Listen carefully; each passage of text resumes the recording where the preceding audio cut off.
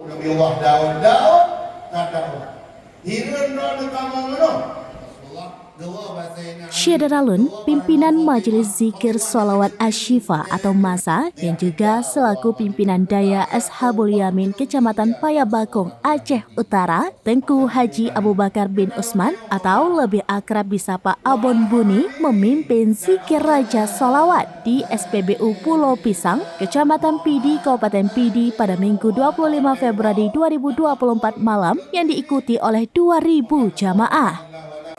Dijelaskan juga dalam kegiatan Zikir Raja Sholawat tersebut, pihaknya mengundang jamaah secara terbuka, baik dari kalangan dayah atau pondok pesantren yang ada di berbagai kecamatan di Kabupaten Pidi, serta masyarakat umum. Sehingga lokasi komplek SPBU Pulau Pisang Kecamatan Pidi, sebelumnya perhelatan Zikir Akbar Sholawat tersebut telah disterilkan secara sempurna.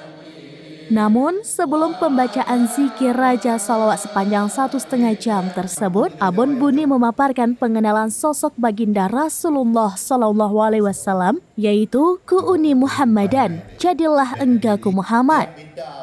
Jadi dengan pengetahuan sosok Nabi Muhammad secara utuh akan mengantarkan pemahaman lebih dekat agar terpatri dalam setiap jiwa insan sehingga dengan mudah saat pembacaan Zikir Raja Sholawat tersebut menyatu dan terbenam dalam jiwa.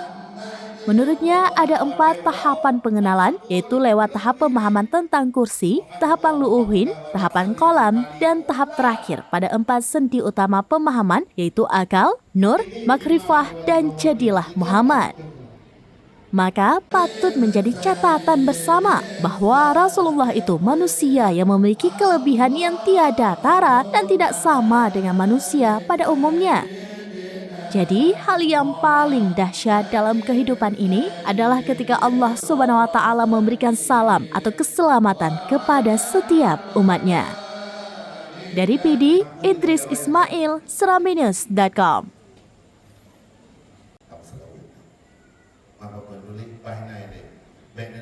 Download Tribun X sekarang, menghadirkan lokal menjadi Indonesia.